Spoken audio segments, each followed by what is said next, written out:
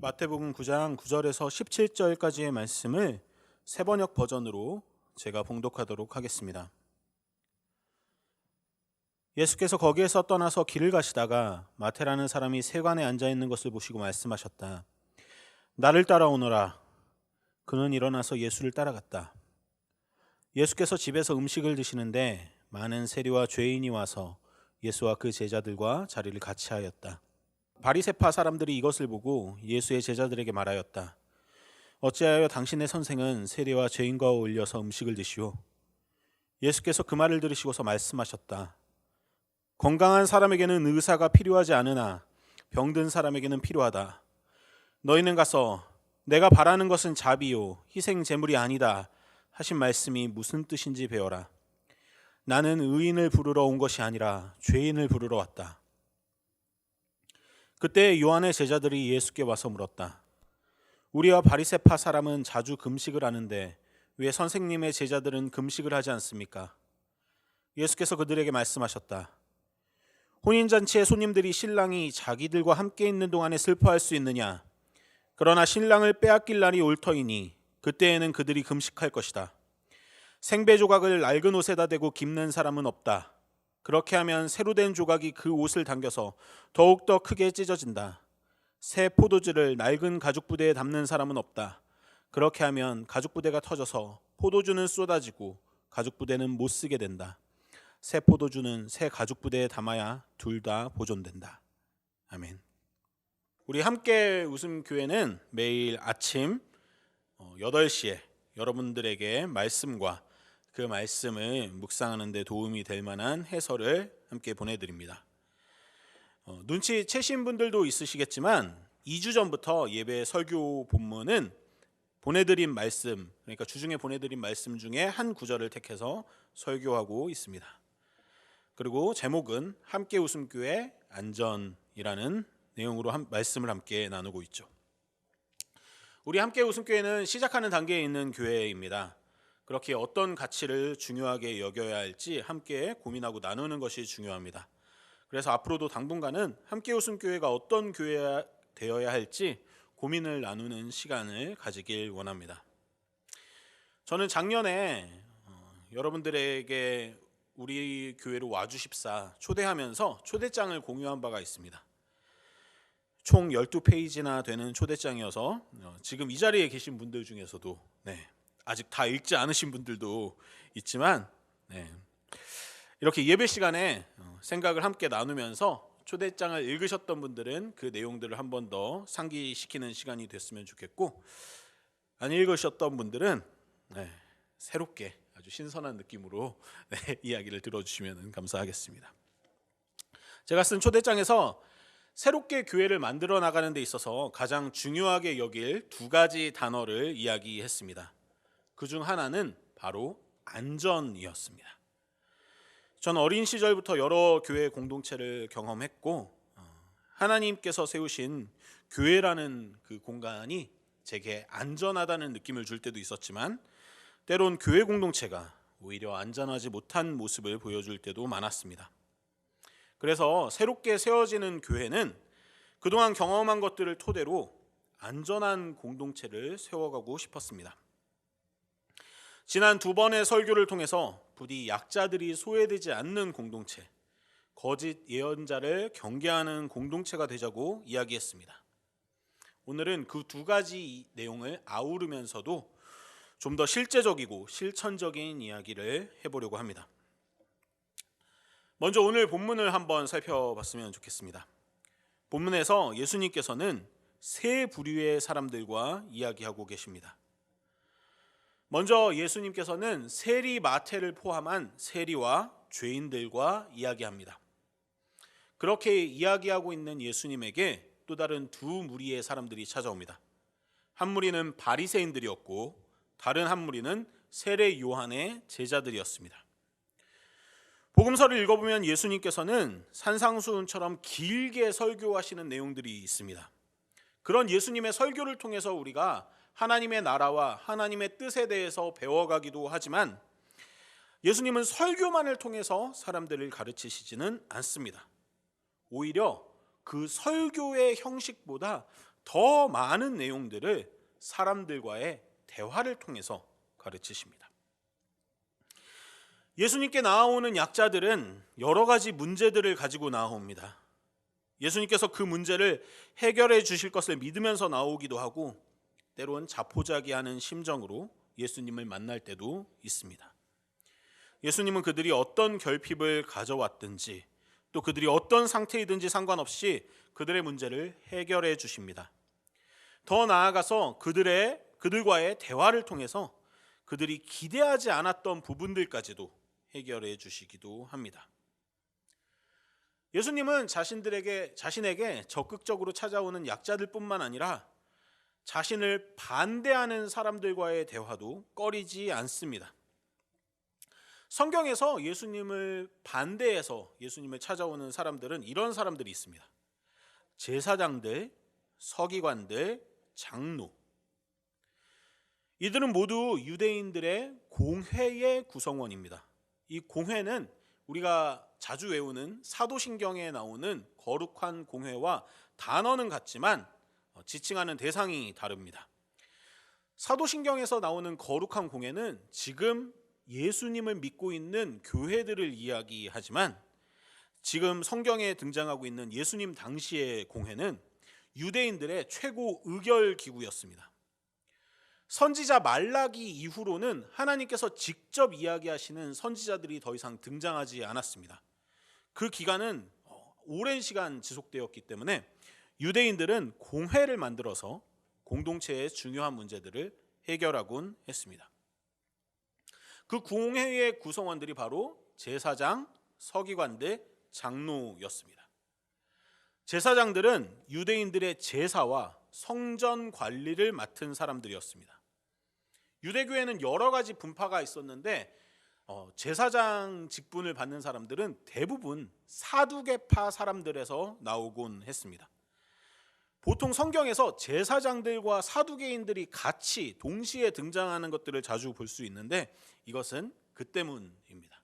사두개인들은 그 안에서 제사장들을 뽑았기 때문에 아무래도 훨씬 더 친밀할 수밖에 없었겠죠. 두 번째, 서기관들은 성경의 사본을 직접 손으로 기록하는 사람들이었습니다. 성경은 하나님의 말씀이기 때문에 한 글자라도 틀려서는 안 되기 때문에 이 사람들은 아주 철저히 훈련받았습니다. 자연스럽게 이들은 율법 학자의 역할도 감당했습니다. 오늘날의 신학자와 같은 역할인 거죠. 사두개파에서 제사장들이 많이 나오는 것처럼 이 서기관들은 대부분 바리새파 사람들이 되었습니다. 그래서 역시 성경에서는 서기관들과 바리새파 사람들이 함께 움직이는 장면들을 볼 수 있습니다. 세 번째, 장로들은 유대인 공동체의 어른들이었습니다. 이들 또한 정치와 종교적인 부분에서 중요한 일을 결정하는 공회의 일원이었습니다. 서기관, 제사장들, 장로 모두 공회의 일원이자 유대교 공동체의 권력자들이었습니다. 정치적인, 종교적인 권력을 가지고 있는 사람들이 예수님께 나와서 예수님께 질문합니다.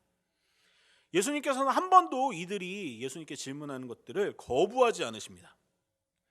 약간 비교가 될 만한 사람이 한 명 있는데, 그것은 바로 세례 요한입니다.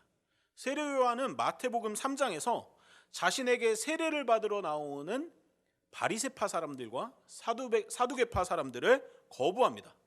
그냥 세례만 안 주고 끝나는 것이 아니라 그들에게 독사의 자식들이라고 욕하기까지 합니다. 하지만 예수님은 그들을 거부하지 않으십니다. 모든 질문을 다 받아주시고 친절하게 비유를 들어서 설명까지 해주십니다.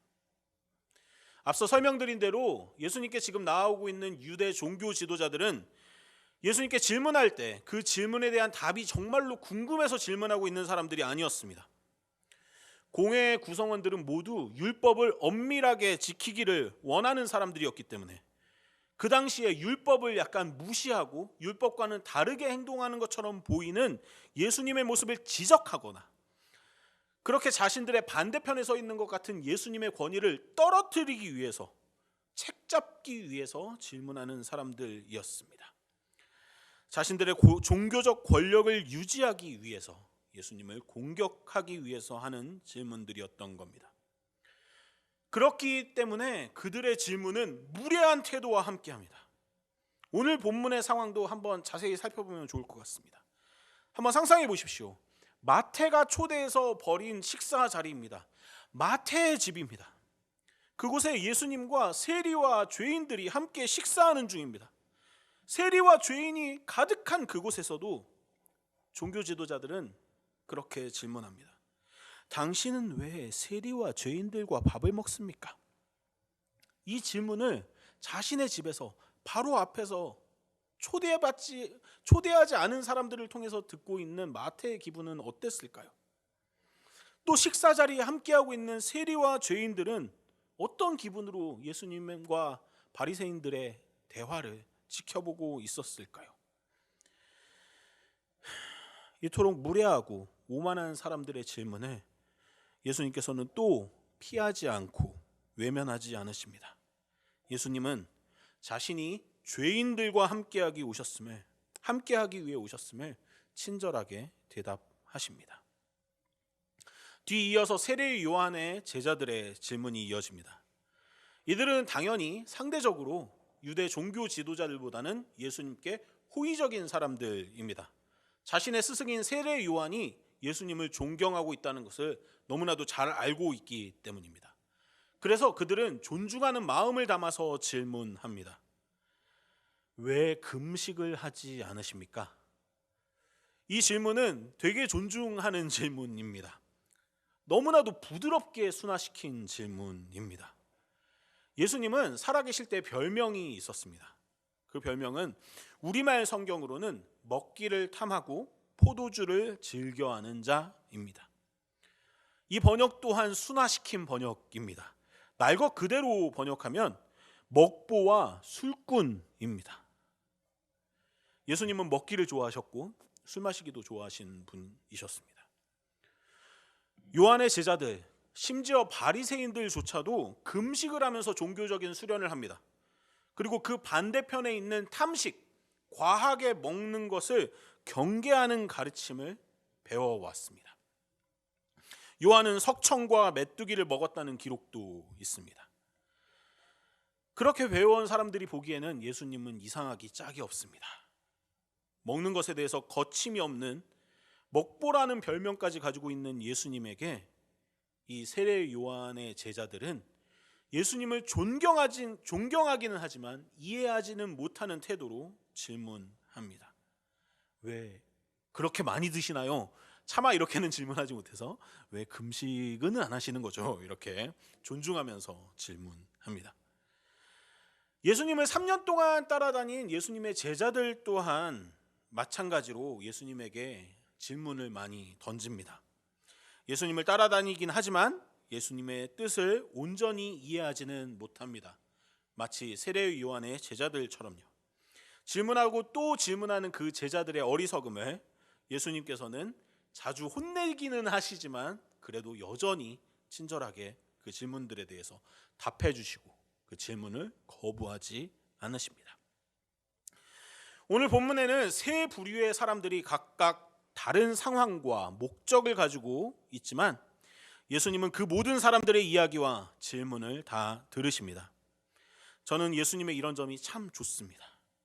예수님은 모든 이들의 이야기를 들을 준비가 되어 있으십니다.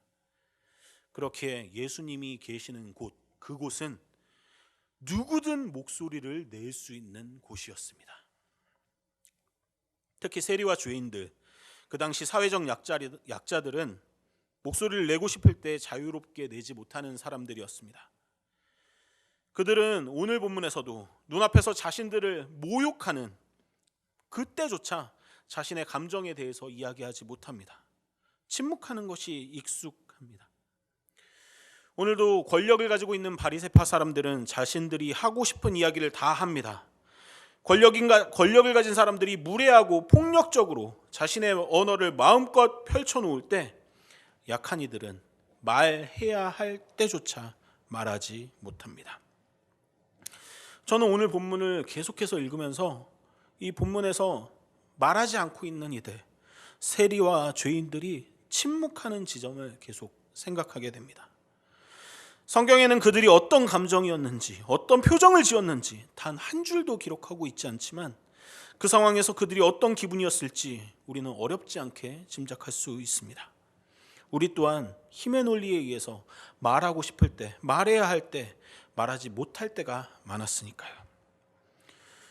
여러분께 한번 질문 드립니다. 여러분은 한 주간 회사에서, 가정에서 혹은 어느 다른 집단에서 말하고 싶은 것들을 다 말하고 사셨나요? 힘의 논리에 의해서 강자들은 편하게 이야기하고 약자들은 숨죽이는 상황, 그것은 예수님 때나 또 우리가 살고 있는 지금이나 마찬가지입니다. 하지만 그 약자들은 오직 예수님 앞에서는 숨통을 틔울 수 있었습니다. 이미 말씀드렸지만 예수님의 별명은 먹보와 술꾼입니다. 3년 동안의 공생의 기간 동안 먹보와 술꾼으로 사시면서 얼마나 많은 식사의 자리, 술자리가 있었을까요? 그리고 그 자리에는 대체 무슨 이야기들이 오고 갔을까요? 왜 성경의 저자들은 그 자리에서 오고 간 이야기들, 어쩌면 우리가 들었을 때 정말로 큰 위로가 되고 큰 힘이 될 수 있을 만한 그 이야기들을 성경에 기록하지 않았을까요? 여기서는 우리의 상상력을 발휘해 볼 수밖에 없습니다. 전 아마도 그 자리에서, 수많은 식사의 자리에서, 수많은 사람들과 이야기하는 자리에서 예수님은 묵묵히 듣고 계셨을 거라고 생각합니다. 세리와 죄인, 사람들이 손가락질하는 대상으로 살아가야 하는 서러움을 그 어느 곳에서도, 그 누구에게도 꺼내놓지 못했던 서러움을 그 사람들은 예수님 앞에서만은 편안히 이야기할 수 있었을 것입니다. 종교 지도자들이 자신들에게 와서 질문할 때 논리적으로 정확히 반박하고 제자들의 궁금증을 자세히 풀어주셨던 예수님은 사회적으로 소외되고 결핍으로 가득한 사람들의 이야기에는 함께 들어주심으로, 함께 울어주심으로, 또 때로는 함께 웃으며 격려하심으로 그 자리를 지키지 않았을까 생각해 봅니다. 계속해서 이야기하고 있지만 교회는 안전한 공간이 되어야 합니다. 예수님께서 머리 되시는 교회는 그래야 합니다. 사회에서 당연하게 느끼던 불안과 공포는 이곳에서는 힘을 잃어야 합니다. 예수님이 머리 되시는 교회는 힘의 논리에 의해 마음껏 목소리를 내지 못했던 사람들이 편안히 안전하게 목소리를 낼 수 있는 공간이 되어야 합니다. 우리 함께 웃음 교회 또한 어떤 이야기든 안전하게 나눠지는 공간이 되길 원합니다. 어떤 목소리든 소중하게 다뤄지는 공간이 되길 원합니다. 그러기 위해서 저는 여러분들에게 3가지 제안을 드리고 싶습니다. 첫 번째로 우리 교회가 하나님의 목소리를 소중하게 여기는 공간이었으면 좋겠습니다. 우리가 말씀을 묵상하는 이유는 그 말씀 안에 하나님의 목소리가 담겨 있기 때문입니다. 그 목소리를 소중히 여기고 묵상할 때 하나님의 마음은 우리의 마음 안에 스며듭니다. 하나님의 마음은 늘 우리에게 혐오와 차별, 폭력을 경계하라고 말씀하십니다. 예수님께서는 혐오와 차별을 내뱉으며 다가오는 유대 종교 지도자들을 거부하지도 않으셨지만 그렇다고 해서 그들의 폭력적인 언어를 긍정하신 것도 아닙니다. 오늘 말씀에서도 예수님은 자신이 소외된 자들, 특히 바리새인들이 혐오하고 억압하는 사람들의 편임을 명확하게 밝히십니다. 그 예수님의 마음이, 그 하나님의 목소리가 우리 안에 살아있길 원합니다.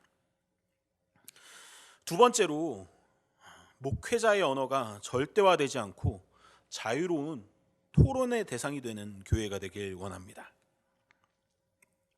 지난주 설교에서도 말씀드렸지만 저는 현재 우리 교회에서 가장 큰 권력을 행사하고 있습니다. 제가 20분 남짓 설교에서 나누는 이야기들은 절대적인 진리가 아닙니다. 어떤 질문도 반론도 허용될 수 있는 이야기입니다. 저는 이렇게 주일 사역을 마치고 나면은 월요일 아침 7시에 한 교회에 모여서 성경 공부를 또 따로 하고 있습니다. 제가 가장 존경하는, 그리고 우리나라에서 제일,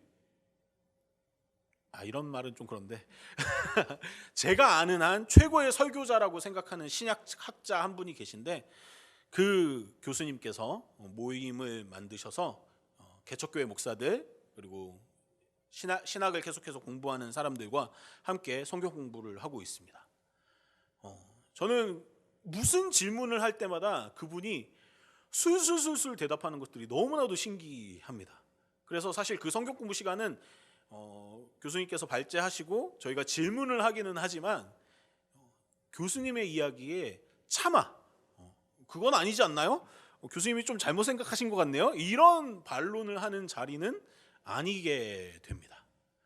그런데 재밌는 사실은 그 교수님께서, 그 목사님께서 담임 목회를 하고 있는 그루터기 교회라는 교회는 아주 재미있는 곳입니다. 아까도 말씀드렸지만 저는 그분이 우리나라에서 설교를 제일 잘한다고 생각을 하거든요. 때로 제 설교로 여러분들 갈급함이 해소되지 않을 때 유튜브에서 그루터기 교회를 검색하셔서 안영석 목사님의 설교를 들으시면 좀 해소되시는 부분들이 있지 않을까 생각을 하게 됩니다. 가장 설교를 잘하시는, 완벽한 설교를 하시는 분이라고 생각을 하는데, 그루터기 교회는 예배가 끝나고 나서 점심 식사를 하면서 성도들끼리 찬반 양론을 벌이면서 목사님의 설교를 열심히 공격을 하는 일들이 벌어집니다. 차마 신학을 배운 저희들은 목사님의 말에 이렇게 반박을 하지 못하는데, 그 교회에서는 그런 일들이 자유롭게 일어납니다.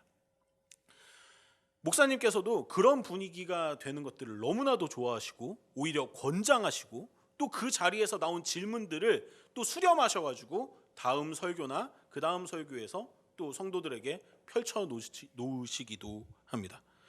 저는 그런 분위기들이 너무나도 부럽더라고요. 우리 교회 또한 그런 교회가 되면 좋겠습니다. 오늘부터 우리는 예배 전에 성경 공부를 하기 시작했습니다. 성경 공부 본문과 예배 설교 본문을 같은 본문으로 정해서 살펴보기 시작했습니다. 여러분이 예배 전에 나눈 성경 공부에서 여러분 나름의 해석과 결론을 가지고 예배 자리로 나와서 또 제 설교를 들었을 때 서로의 생각과 해석이 다르고 충돌하는 지점이 생길 수도 있습니다. 그 다름을 이 예배 후 성찬의 시간에 자유롭게 나누면 좋겠습니다.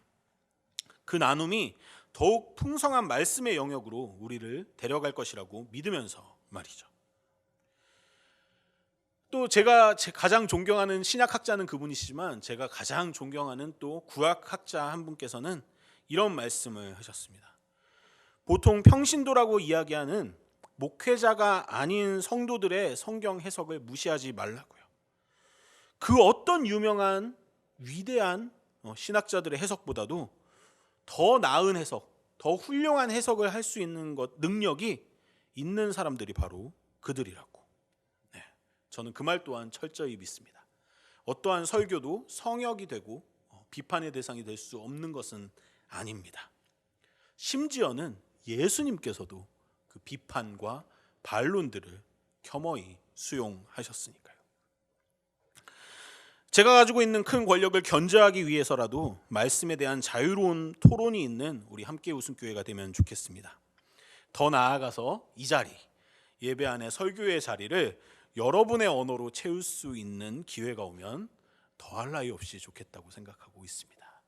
다들 눈을 이때 피하시는데,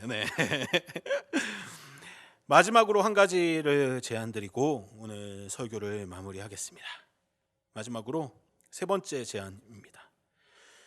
우리 함께 웃음교회가 목소리를 내지 못했던 사람들이 편히 이야기할 수 있는 공간이길 원합니다.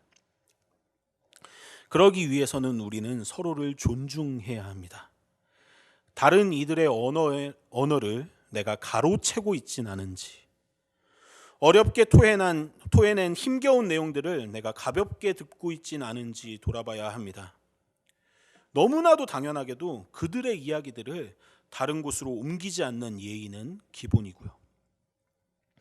제가 참 어려워하고 잘 못하는 영역 중에 하나입니다. 저는 제 이야기를 신나게 하다가 다른 이들이 목소리 낼 수 있는 기회를 빼앗은 적도 참 많고요. 심각하게 말한 내용들을 제 멋대로 해석해서 가벼운 반응으로 상대방에게 상처 주는 일들도 있었습니다. 숱한 실패 속에서 어떻게 하면 목소리들을 더 소중하게 여길까 생각한 제가 도달한 해결책은 바로 먹보와 술꾼이었던 예수님을 기억하는 것입니다. 그 흥겨운 잔치와도 같은 자리에서 다른 이들의 이야기에 좀 더 귀 기울이고 한 번 더 그들의 이야기를 곱씹고 그들이 편안히 이야기할 수 있는 자리를 만들었던 예수님을 깊이 생각하는 것입니다. 아까도 말씀드렸지만 예수님께서 술자리에서 식사 자리에서 하신 이야기들은 성경에 거의 전해지는 내용들이 없습니다. 저는 한편으로 또 이렇게도 생각해 봅니다. 사람들의 그 서러운 이야기들, 그 내밀한 이야기들, 아무에게도 꺼내놓기 어려웠던 이야기들을 예수님께서 다른 곳으로 전파하는 것들을 막으셨던 것이 아니었을까? 그 목소리들을 안전하게 지켜주셨던 것들은 아니었을까? 물론 현대의 우리들은 더 풍성한 성경 말씀을 받지 못하는 것이 아쉬울 수도 있겠지만 우리의 아쉬움보다 더 중요한 것은 그들의 목소리가 안전하게 지켜지는 것이었습니다. 우리 모두가 그런 예수님을 닮아갈 수 있었으면 좋겠습니다.